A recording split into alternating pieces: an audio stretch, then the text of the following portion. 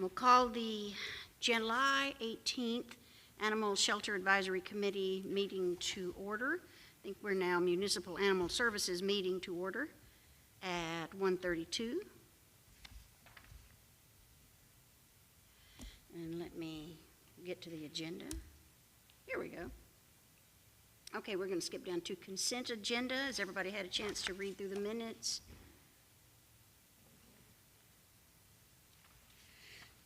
Did we get these soft copy before we walked in? Because No, ma'am. They were just now provided. okay. Yeah. And quite honestly, that's going to be my fault. City Secretary Mindy Parks was on vacation this week, and so I had to kind of scramble to put together and post the agenda appropriately. And Totally I make a survivable backup secretary, but I don't make a good backup secretary. I totally understand. Well, I'll move to accept the minutes as written. All right. Is this the kind of meeting that we poll everybody individually? Okay. I will. I know. Do we raise our hand? Okay. Go right ahead and poll the council, please, or whatever we are. Board. Susan Mackey, Yes. Judy Sellers, Yes. Stephanie Boardingham, Yes. Alan Pierce, Kevin Reeves. James Reeves? I'm sorry, James. Why does it still say Kevin? Yes, sir, James Reeves. I've been called worse, but yes. And Ray Rensler. Yes. Motion carries. All right. We'll move down to citizens' comments. Do we have any forms filled out?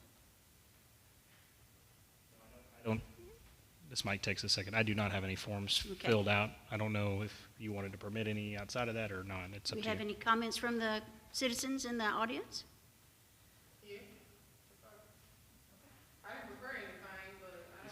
Let me get you, so we'll have you come on up to the mic because it's going to be on the record. Yep. And in accordance with our policy, it would be a maximum of 3 minutes unless the chairwoman grants you any additional time. Okay. And please state your name and address. My name is Dontoya Branch, and my address is 203 Shire Court, Everman, Texas, 76140. All right. You're on the clock. Okay. Well, I have several concerns, but first off, like I have shared with y'all several times, the animal shelter was too small for Everman, the city of Everman alone. Now we have Forest Hill added on with just 9 kennels. Both cities are growing and developing, and as more people come along, we're going to have more dogs loose. So I have an issue with how many dogs are being put down. I understand we're adding on 6 kennels, which I don't know if they started on construction yet or not. I keep on getting told next week, but 15 kennels is not enough for 2 cities. Also, when the dogs are captured or caught or whatnot, they're not tested for parvo, which how the shelter is made, when they get to the shelter, that's putting the other dogs at risk for getting parvo. My understanding, we did have a parvo scare, and when the dog came back positive for parvo, the result was to put down all the dogs that were in the shelter, which that wasn't done because some people had to step forward and say not to do that. Also, even the dog that I'm fostering now, I had to take her. A rescue was sponsoring me, but I had to take her. She's heartworm positive. Most shelters let you know if they are heartworm positive, they get their rabies vaccine at least. I had to take her to get that. Even the other dog I fostered, he had a skin condition, and I ended up asking Ray, I said, you know, if any of these dogs that you pick up need any medical attention, do you take them to the vet? He said, no, that's not. 2 minutes. Okay, he said, no, that's not his job. So, I mean, I'm just concerned about the medical treatment and then the volunteers, they're using their own personal money to take these dogs to the vet and get any treatment, medical treatment, any care that they need. They're not getting reimbursed. And then I'm not understanding how the adoption fee is $80. We don't know if these dogs are parvo positive, heartworm positive. We don't know anything about these dogs. And what other issues I have? I'm trying to sum it all up because you told me 2 minutes and it kind of made me blank out. But that's all I can think of right now. Okay. Thank you very much. Thank you. Thank y'all for listening. Okay, discussion items. A, presentation and report of the status of Municipal Animal Services Shelter Ray Rentschler. Board, you'll have to, or commissioners, you'll have to forgive me. We had another event earlier, so we don't have the monitor set up out here for you to see in front of you. Oh. But his presentation will be available on the PowerPoint behind you. I sincerely apologize for that last minute setup. Okay, I just wanted to kind of go over a little bit of where we're at, like we did last time, just kind of catch up to what we've done here so far. Just a little bit of now that I've been here 6 months, we have 6 months worth of data. We have brought in 305 dogs and 84 cats in the last 6 months. It kind of breaks it down here a little bit. And this is our intake per jurisdiction, where we're actually getting the animals from.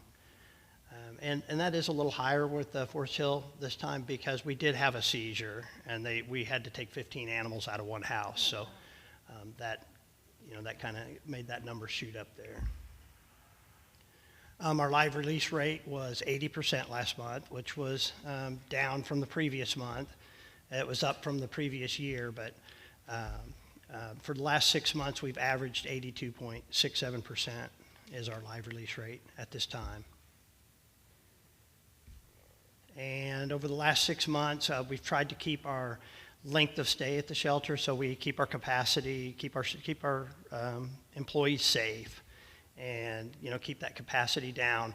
But we average about 7.5 days per dogs that we're keeping at the shelter, and about 7.8 days per cats that they stay at the shelter.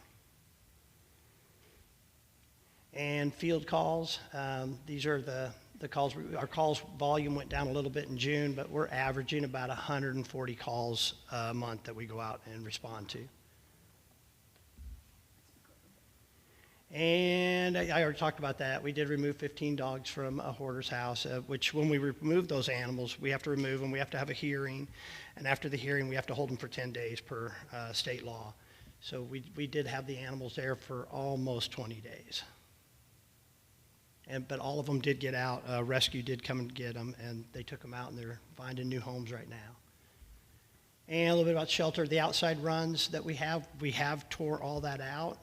We're making preparation for the quarantine/overflow area, and we're going to have 6 more cages out there when that happens.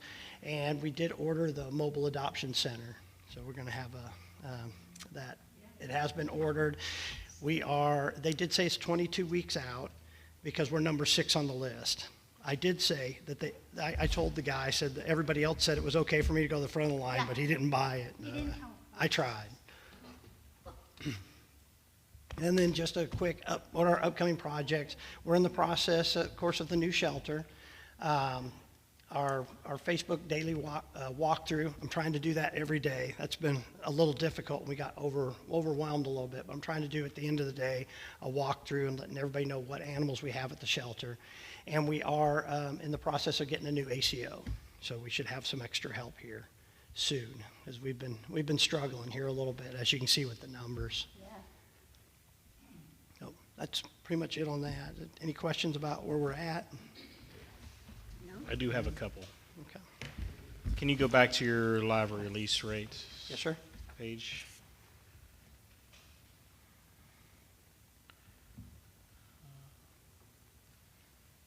Oh, maybe. Nope, too far. Computer's a little slower than you are, sorry. So, okay, we're at 80% now, 82% last month. The Animal Humane Society defines no-kill as 90% or better. So my question is, of the percentage that are being euthanized, do you have an idea, not just for the board, but I think for public too, how many of those are treatable, healthy dogs versus, is there a percentage of those that are sick? Yes, I mean they're sick animals, they're aggressive animals that that we wouldn't never put out something that we knowingly know that's sick, or we know that that animal is going to hurt somebody.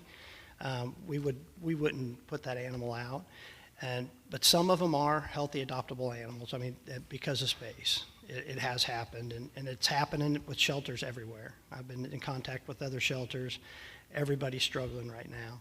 I know I just talked to Arlington, and they're like in the 70% live release rate right now. Just nobody's taking animals. Animals aren't moving, especially large animals, large dogs. Okay. But I think when we did we call them tier one, I break them into 3 tiers. We have a tier one, which are healthy adoptable animals. Tier two, which are, they might have some minor medical or some minor behavioral things that can be corrected. And then we have tier three animals, which are either severe behavior, severe medical, and they fall into that category. I think right now the animals that we're bringing in, like 67, 70%, are tier one animals. So most of, those coming in are healthy adoptable. And I think our live release rate on those, and I don't have that number in front of me, but last I checked, I think it was like 87% of those are getting out.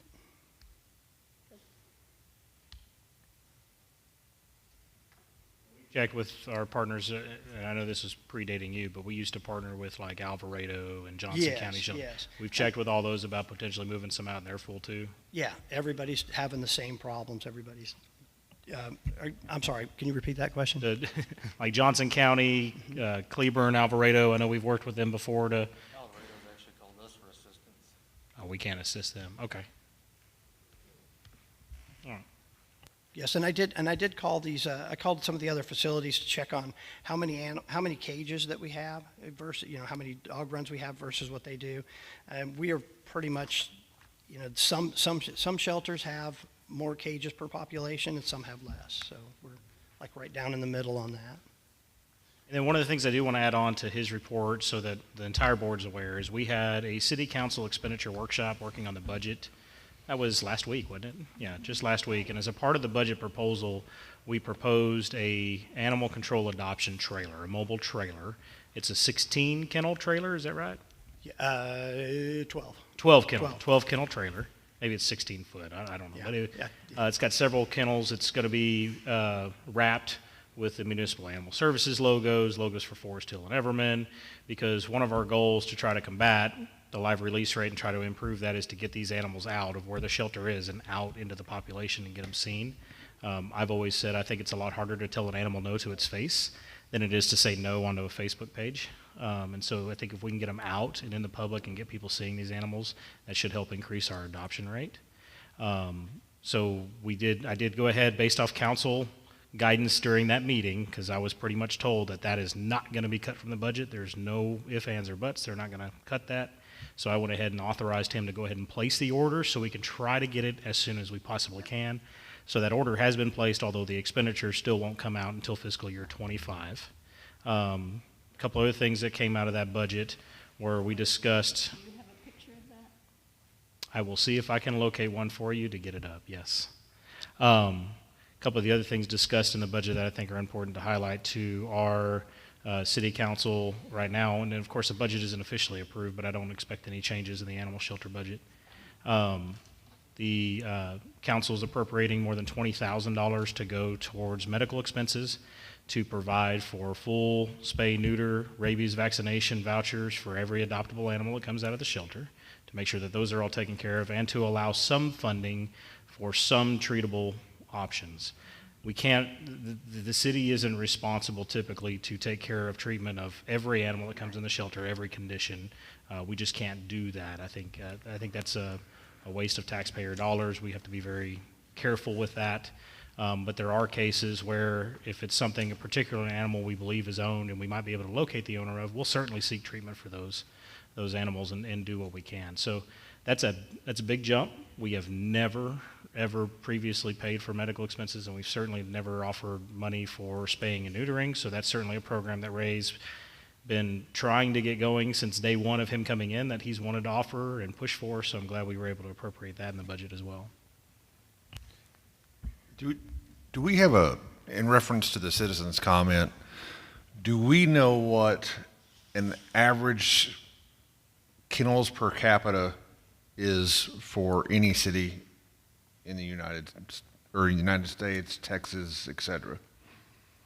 So funny you mentioned that, because I just told Ray the other day I want to look at that, because looking at looking locally at the city of Arlington and the city of Fort Worth at what they have. City of Arlington has 97 kennels for their 394,000 population. So they have about 1 kennel for every 5,000 people. The ratio is about the same for the city of Fort Worth. We currently have 9, which puts us at 1 kennel for every 2,700 people with the additional 6. That'll put us at 15. So we're looking at one kennel for about 1,500 people. So our kennel ratio to population is good. Right. But we're just overwhelmed, and there's a couple of reasons for that. One is Forest Hill is kind of become a little bit of a known dumping ground for animals, unfortunately, and that's primarily due to the interstate running right through the middle. We catch a lot of those that just get dumped. We have had, it seems like every month, we pray and pray we're not going to get a hoarding case or a major case, but it seems like every month we get a case that involves somewhere between 5 and 15 animals, and that is always hard to combat. It takes weeks to combat that. It took us about 5 months to combat the 40 animal seizure Right. we had come out of Yes, Everett. I remember So, that, yeah.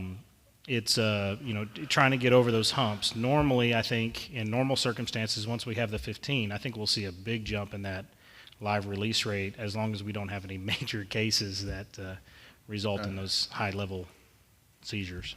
And I'm stepping all over your report. I'm sorry. Yeah, and I'm sorry, I'm not to address you, I'm just, there's more people over here. So, and so when we do get the trailer, which is 22 weeks, which obviously will be the first of the year, in the case of a natural disaster event where there are more loose animals or something occurs, will that trailer be able to accommodate those extra, can those extra spaces go? Is it a climate controlled trailer, I guess is my question. Yes, it'll be climate controlled. We also are talking about using it to take out into the community, especially where we find the hot spots and do, we'd like to do some rabies vaccinations. We want to do microchipping. Our goals is to get a lot of these dogs and animals home. I did find those stats that we did 57% of the animals are the tier 1s that are healthy adoptable that come in. And I found with all of our dogs, 45% of those dogs went to rescue, and only 10% of them were being adopted.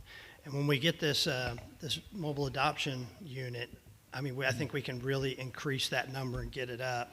And our officer who's out there, he's been doing a great job. He's getting 31% of the dogs home. So I mean, so one out of every 3, he's knocking on doors and he's finding out who's owning them, or if we have microchips, we're scanning them in the field and we're tracking them down out there and getting them back home. So,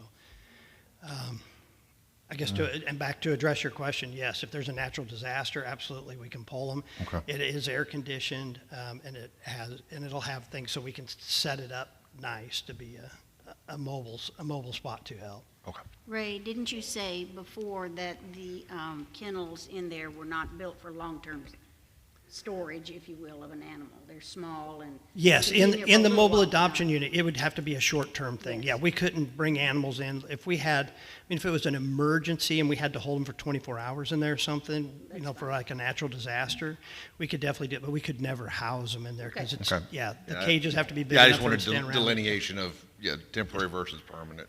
Yes, sir. Okay. Yes, sir. And Ray, in reference to his question on that, do you have any kind of agreement with any other agencies where when you have a hoarding case or say a disaster, that they can help house some of these animals during the court, waiting on the court hearing? Because, I know sometimes you get 15, 20 animals from a hoarding case. You've got to wait that number of days for the courts to run its course. And you're a small shelter and you've got all these animals. Is there anybody else out there that's willing to help take some of the animals and hold them during that time until the court hearing has been gone through the process? Yeah, we don't have a written agreement, but we do have an agreement with North Texas Humane Society has helped Okay. me out in a lot of times with really big things. So, yeah, if we get something that we absolutely couldn't fit anywhere in the cages or in our shelter, I would be able to probably reach out to them and they'd help, as well as ASPCA has helped in the past with other big hoarding situations. And also, the second question there on the Facebook, I see that. I think that's great. Have you noticed the numbers gone up since you've been doing those Facebook advertisements or Facebook, inventory type deal with your animals that's in the shelter? Yeah, I haven't really seen a correlation with the data of getting, but I have had a lot of people come up to me going, hey, I saw you on the Facebook thing. And so people are watching it. I think we're averaging anywhere from 600 to 1,000 views every time we pull it out. So. Okay. Commissioner, Commissioners, I do have a picture. This is what the mobile adoption unit will look like. And then this is the City of Mansfield one that they purchased. We would have a custom wrap on it, but this is what the unit would look like. If my PowerPoint will work. There we go. This is where it opens up, and people from the outside will be able to see the animals and get face-to-face as a part of the adoption. And then there's also an interior piece that allows staff to easily go in and out, hand washing station. If we needed a little space to work on an animal in there or get some one-on-one time with an animal, we can do that. Additionally, as a part of the cost, Ray has included on the deal here kind of a green space, AstroTurf carpet to put outside, canopies and all that. So we have a full mobile adoption setup that we can very easily, hopefully in coordination with volunteers, try to get this thing out several times a month to try to get these animals out in the public and hopefully get them adopted. Thank you for that. One more thing to your question. So sometimes too, if it's a criminal case or we're dealing with a criminal case of animal cruelty, one of the delays and problems that we have run into is that we oftentimes have to get the DA's office to agree as to where those dogs are housed, and that's sometimes a challenge. I know when we had our 40 dogs, we had to get very specific written permission on those dogs on which rescue homes they went to and where they were housed and keep inventory even throughout the entirety of the case. And the DA's office wanted us to continue to conduct daily check-ins, our staff to conduct daily check-ins even while they're in that custody throughout the entirety of the case. So if it's a criminal case that we're filing, felony charges on, then that gets very, very difficult for us.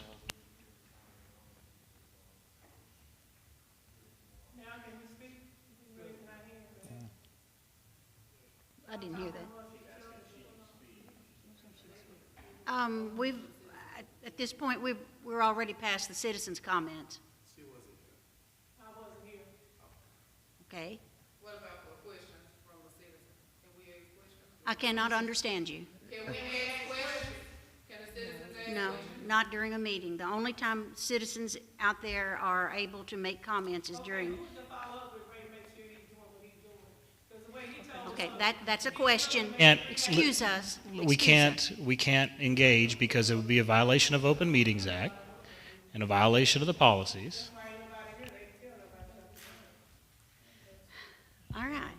Are we comfortable with the report from our Municipal Animal Services shelter person? All right, moving on. We're going to discuss the mission statement. Who would like to start?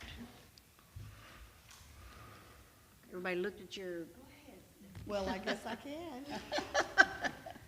I came up with a couple, but the one that I really like is working together to ensure healthy pets through education and community. That's my vote. And I think you have one as well. Mine's more related just to animal. Okay. I put nothing better in life than an unconditional love of an animal. Any more? Anybody else? say that again, nothing better in life than An unconditional love of an animal. unconditional, okay. Those two that you have there sounds good. The one that Ray had given us last time, I liked, except I didn't see any words in there about safety.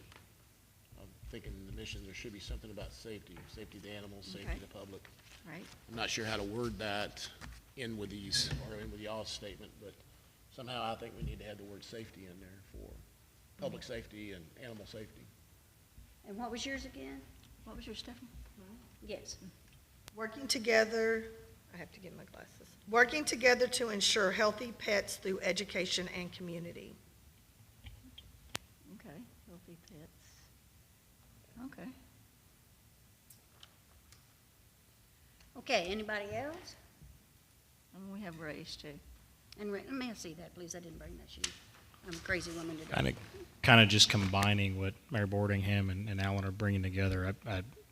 Working together to ensure healthy and safe pets and people through education and community, including the safety aspect and people all in one. That's Yeah, a little louder. working together to ensure healthy and safe pets and people through education and community. I like like that. that one. I think that sounds, Yeah. That'll work. it's short and to the point. It is, okay, forgive me, read it one more time. Working together to ensure healthy and safe pets and people through education and community. That'll work. Ray, what do you think? I like that one. Okay. That Yeah. sounds good. That Doc, sounds how about great. you? Yeah, that's fine. The only thing, I might put, maybe compassion, just to emphasize both the safety, compassion, and health of the animal and the citizen. So working together with compassion to ensure healthy and safety of pets and people through education and community?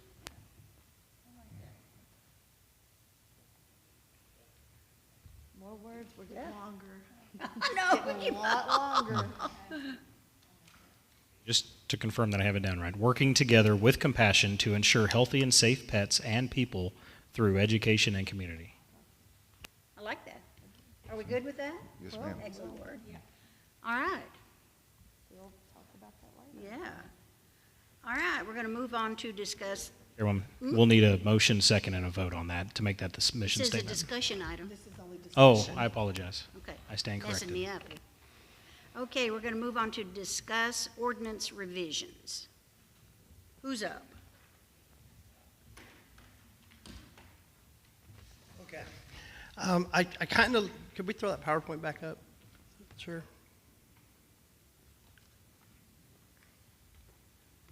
So this was going to be a little bit more daunting than I first anticipated. You need to bring us copies.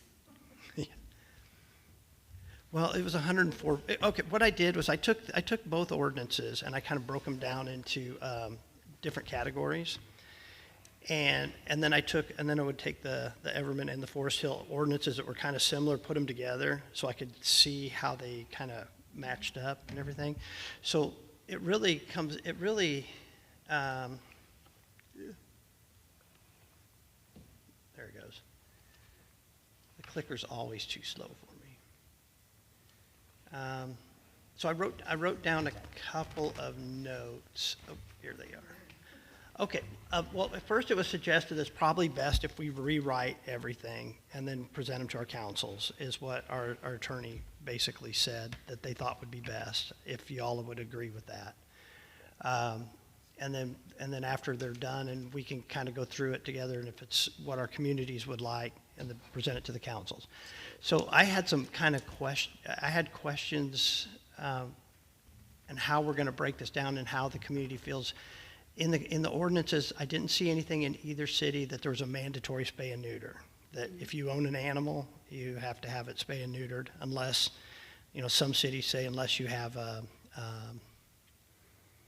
unless it's AKC registered, or unless you're some sort of breeder that you have a certificate for or something. We had that in there. I didn't see it in there now. There's nothing mandatory. Now, the only thing that is mandatory, that if we adopt an animal from our shelter, state law requires that animal be fixed. And it what? has to be spay or neutered when we release it from adoption. Okay, maybe that's what I'm thinking. Yeah. And you can do that one of two ways. You can either have it fixed, or you give them they sign a written contract saying they'll have it done in 30 days. So that was something I thought maybe we should consider. Another thing maybe we should consider in our ordinances is a mandatory microchipping. A lot of cities are going to this instead of the city license, because the city license tag, I'll just let you know that in Texas, we have the cleanest dogs in the entire world. And you know how I know that? It's because everybody who comes in, and I ask them, how come your dog didn't have tags? They go, I just gave it a bath. Everybody tells me. That's what they tell me Sure. all the time. So I've just come to the conclusion we have the cleanest dogs in the world. But a microchip, we scan that. Not everybody keeps up with it. Not everybody, when they move, updates their information, but at least it gives us a starting point. And the microchip, when we scan it, just gives us a number. We contact the company, and we can start getting information and try to track the dog or cat home. And then the other thing I noticed in our ordinances is our dangerous dog laws.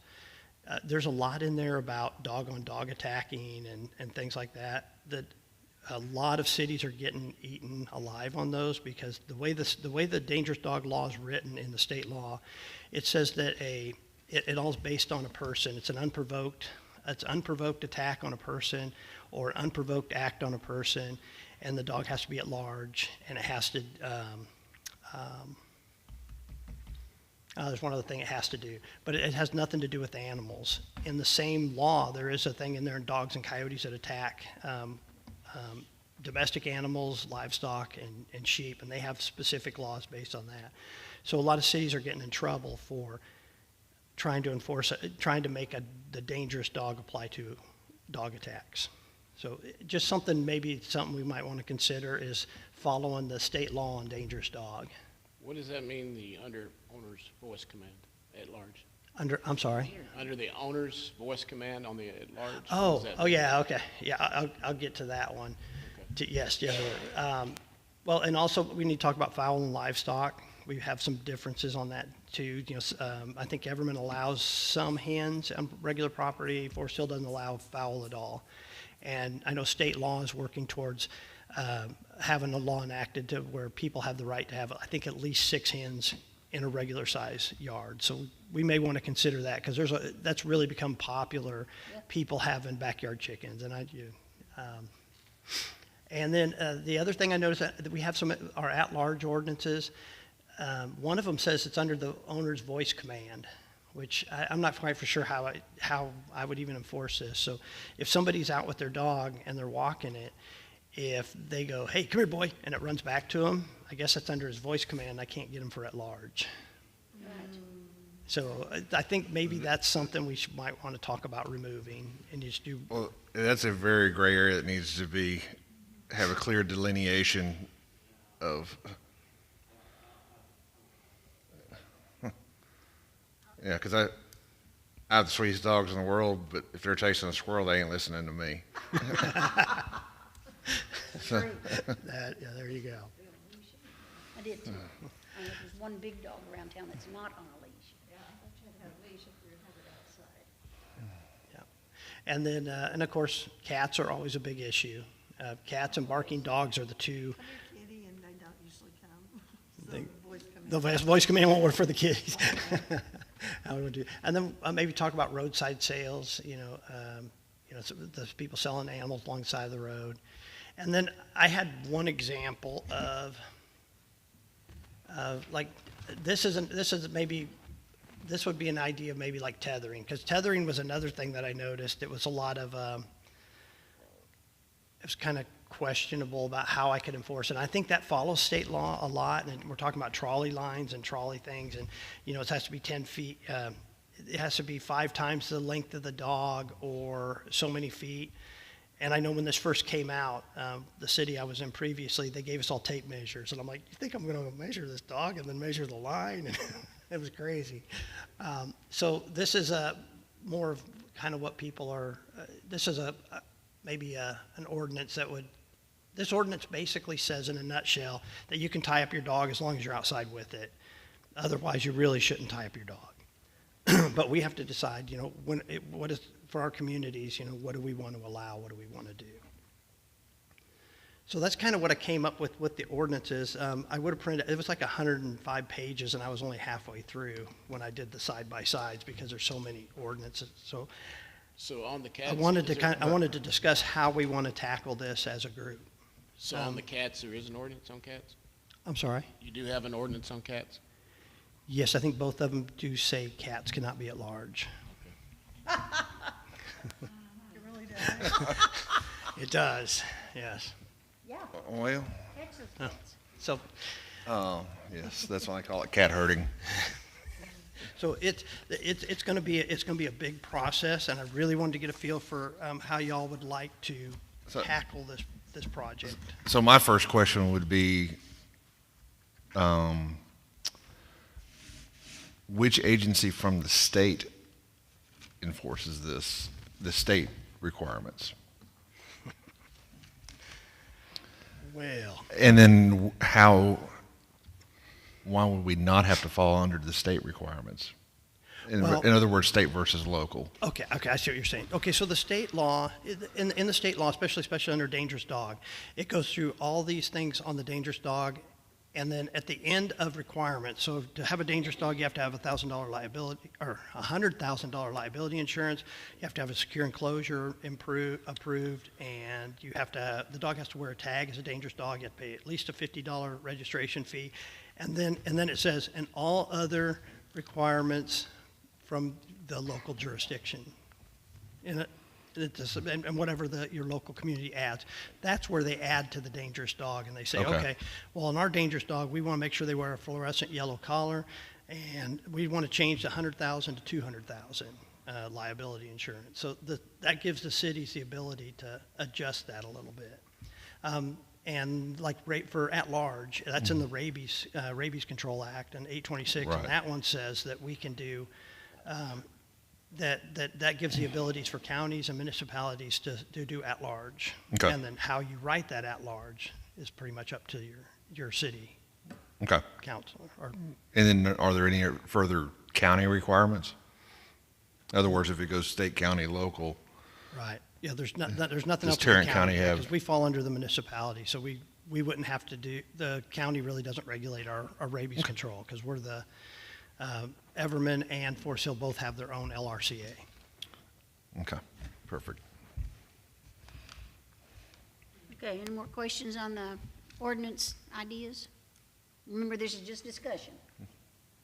I think the ask is how would the board like to address this? I mean, would you like for simply to staff to go back and work on this and bring back recommendations? Would you like to do this ordinance by ordinance? We cover dogs at large. I mean, what is going to be best suited for you, and what are you going to be most comfortable with? Victoria's recommendation is, because both cities have so many varying ordinances that date back to the 80s even, that we just repeal all the former ordinances and pass all the new ordinances in one fell swoop. So we can start working on, different areas and have staff build what their recommendations are and have you come back and review it, or we can do it together as a team and discuss it. What's going to be best for you guys is, I think, what Ray's looking for today. So is both cities' ordinances are going to be uniform together, my understanding? So everything that's in the ordinance for Everman's going to be in the ordinance for Forest Hill? That is going to be our goal and what we're going to try to achieve. Now, ultimately, that's going to be up to the city councils for both cities, but that's really why this board exists and why we've got representation from both cities on this board, is so hopefully we can iron that out here, and then ultimately when it goes to those city councils, it should pass without any issue.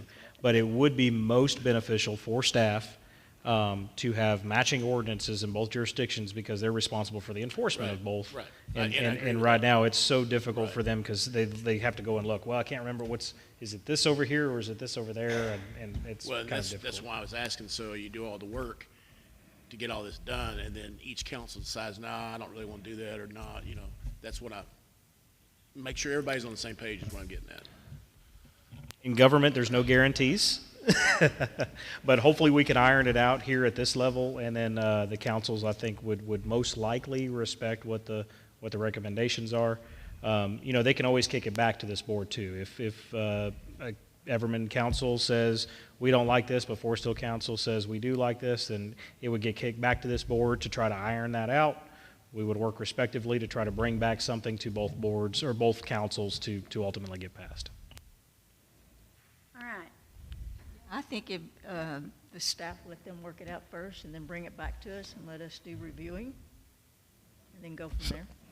So just from a history of working with other regulatory agencies in multiple states and cities, for efficiency and enforcement and fairness to the city, to the citizens, and especially when you have two municipalities involved, the easiest thing is to start with what the state requires and then try to see if there's anything that, for whatever reason, because we live near an interstate, or we also have county that borders Everman, do we need to add anything in there?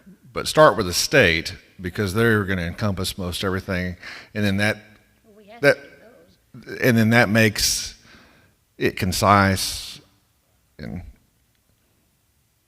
then have the two cities try to hopefully, you really want, hopefully a convincing of both city councils that, what's good for the goose is also good for the gander, so. Okay, so Ray, we're turning it over to you. Start with this, let me get over here. Start with the state, and then see what Forest Hill and Everman have and meld. All right, and we won't make any determinations or anything till we can read something. Yes, ma'am. Okay. I'll get that prepared. All right, is everybody okay with that? Okay, Yes. you're on. Okay. We're going to move on to discuss and plan out potential events.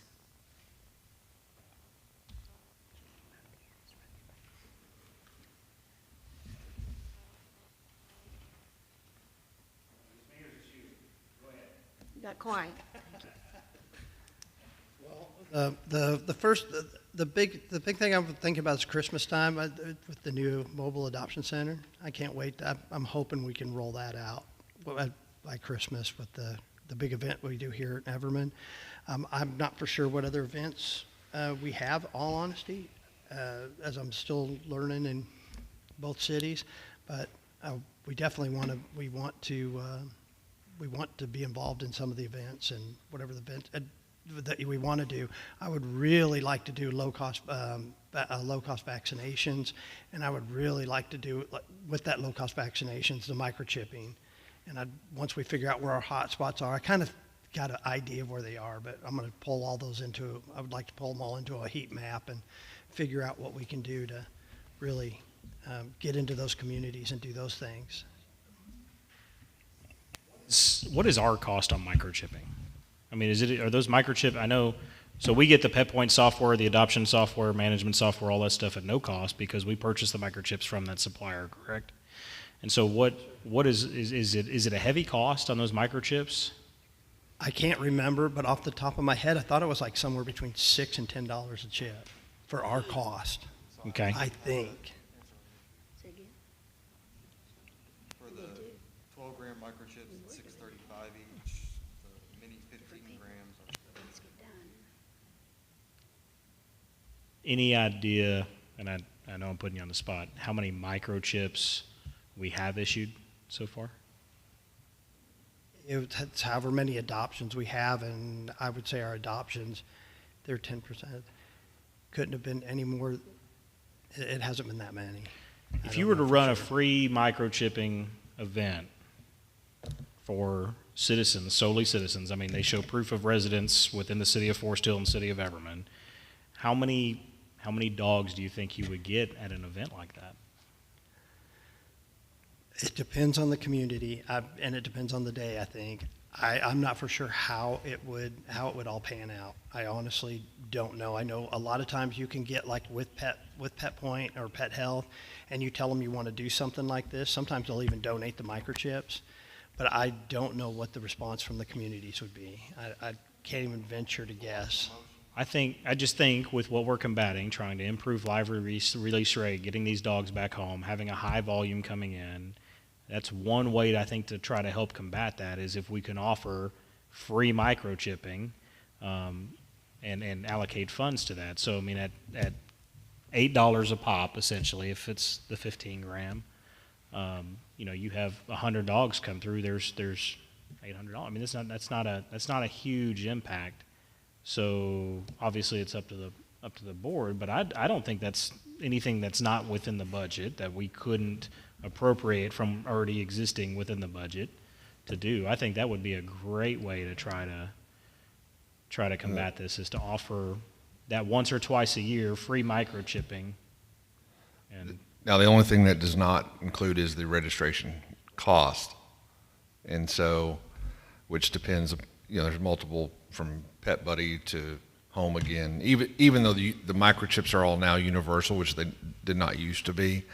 But, so you would have to incorporate something maybe, but I think if you got with a certain company and almost made that company the official microchip of Municipal Animal Services of Everman, that a lot of those will work with you as far as the cost of the microchip and the registration. And the other key thing with that is once the initial, it's kind of a unknown thing, but once that animal is registered, they want you to re-up every year. You're going to be in the system whether you re-up or not. So if that dog, if you're on vacation in San Antonio and your dog gets loose and the San Antonio shelter picks it up and you haven't re-upped in 5 years, it's still going to be in their system. It will just be the last information that was provided in the system. But I think the most prudent thing would be to see if we could actually almost get a corporate sponsorship deal with a microchip company and registration. That's a good idea. And therefore because we're trying to save the taxpayers money too and get the most accomplished out of a certain amount of dollars. So And to answer your question in reference to how well it'll go over, just got to make sure, like she said, to advertise enough time before the event, whatever event, so that they know that coming up Saturday, say, they've got the vaccination event or microchip event, where if you wait to the last minute or you don't get enough information out, people don't show up and then they get upset because they weren't, they say they weren't notified in time. I've been through that before, so. Education and information is the two key things in this business. I've noticed, like, over Crowley, the Walmart, they have advertising across the street at Atwood's for vaccination and all this stuff, but they've been hanging out there for several weeks now. And I thought, wow, people are seeing as they're driving by. And that's probably because Atwood's contracts with a vet or with Yeah, whatever it I'm is. sure they do. And they pretty much have those every weekend at Atwood's or like Tractor That Supply. sign's been out for over a month, I know. So in Forest Hill, at Wichita and Mansfield Highway, once a month, there is low-cost vaccinations that happen there in the parking lot.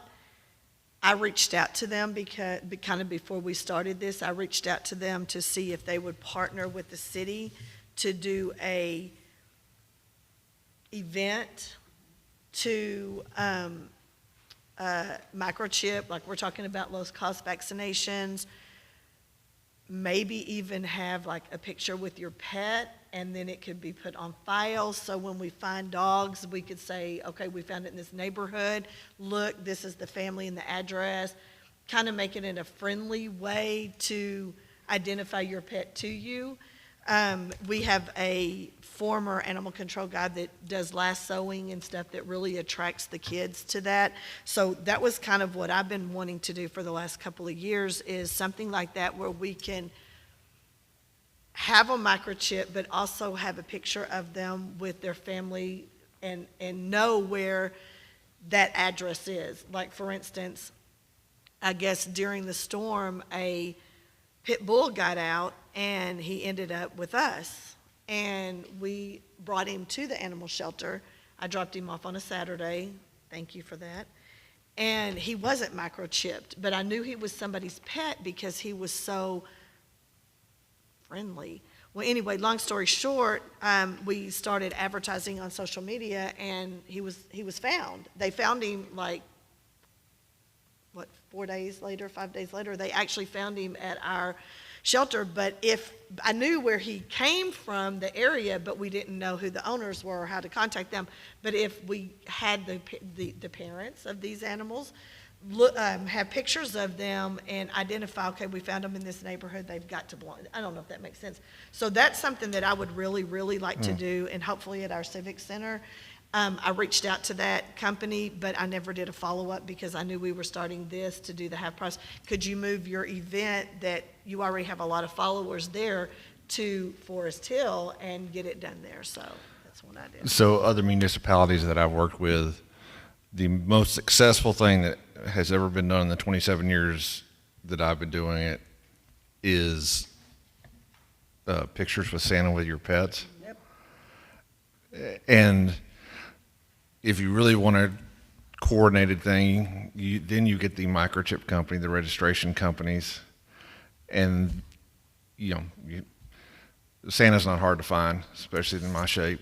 But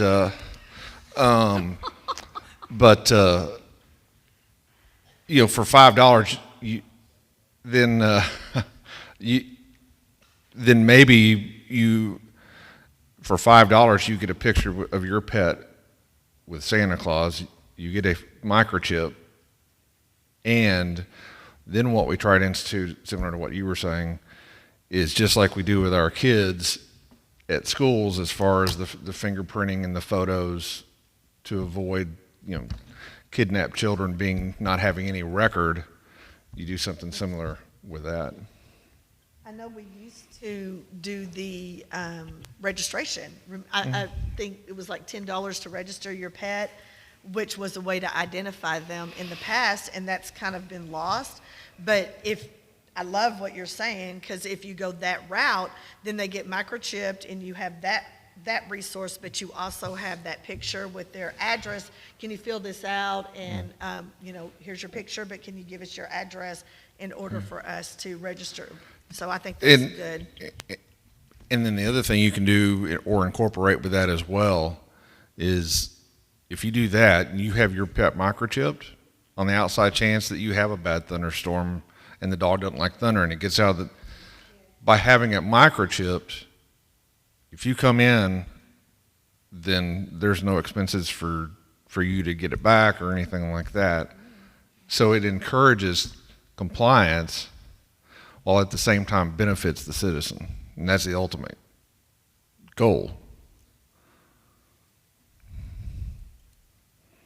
I think that's a great idea. I know some cities, they call it a free ride home. If you do these things and you're getting this done, you get a free ride home, and that's a great idea. I would love to do something like that in our city, because I'm going to say, like I said it last time, we're winning. We're winning with this project of having dogs abandoned and lost in Forest Hill.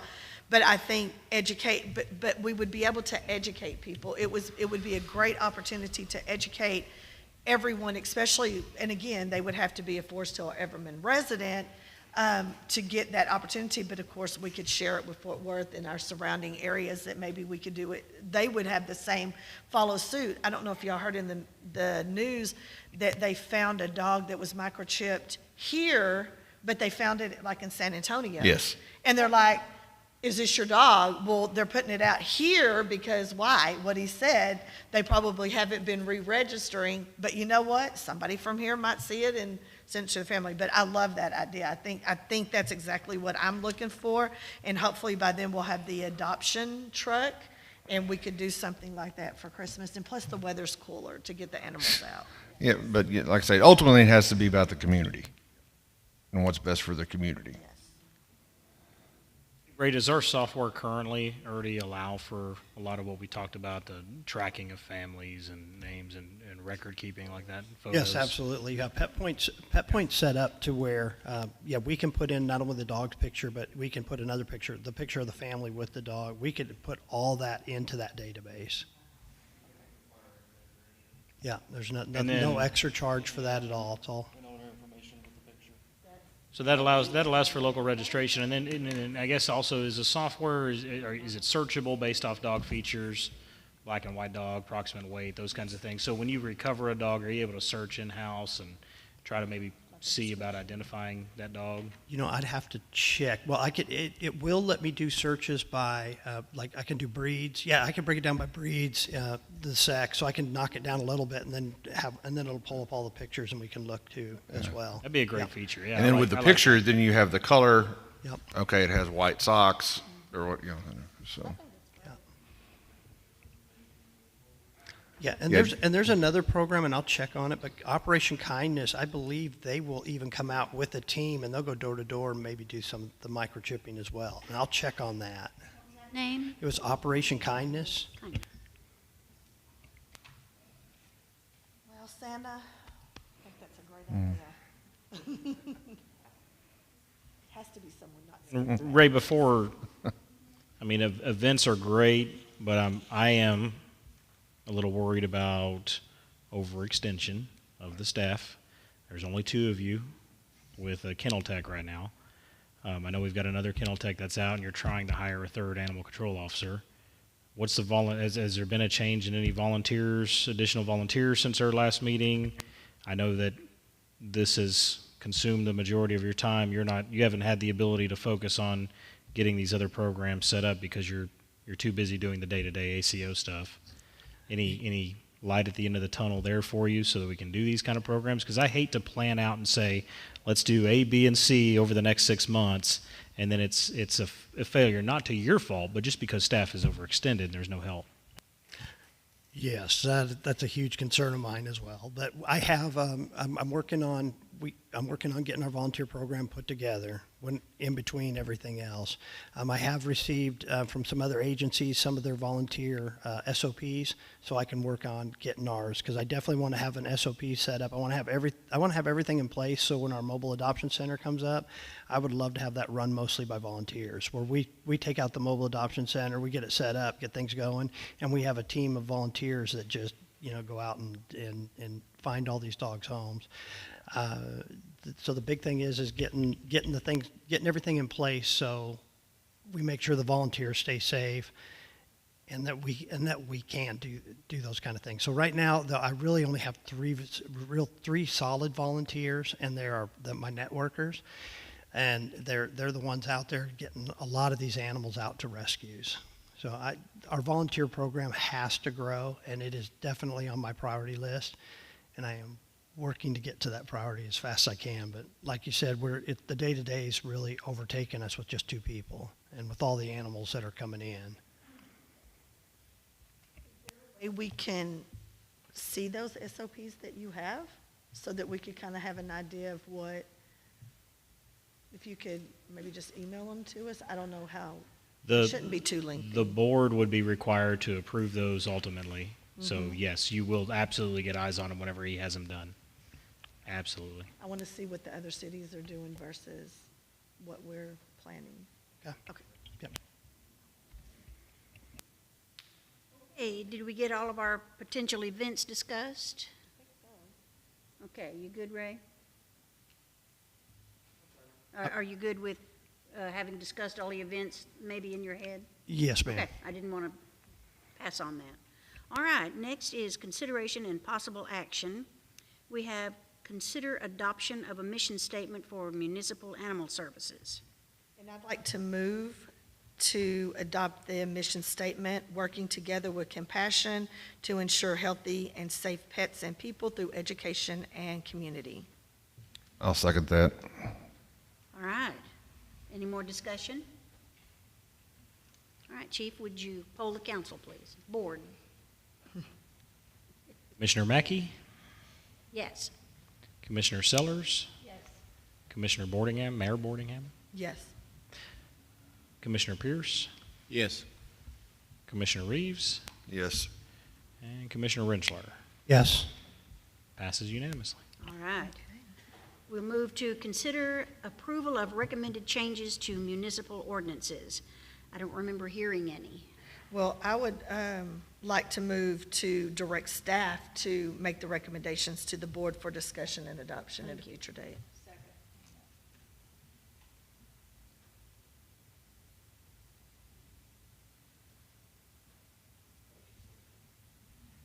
Oh, we did, you did? Yes. My brain's somewhere else. Okay, do I? She took a quick nap. I guess I was, right? All right, do I hear any more discussion? None? All right, Chief. Commissioner Mackey, Yes. Commissioner Sellers, Yes. Commissioner Boardingham, Yes. Commissioner Pierce, Yes. Commissioner Reeves, Yes. Commissioner Rentschler. Yes. Passes. All right, we don't have anything for executive session that I'm aware of. So I will adjourn the meeting at Do we have a future date for a 2:31. meeting or not yet? Did we? Oh, Yeah. that's right, okay. Okay.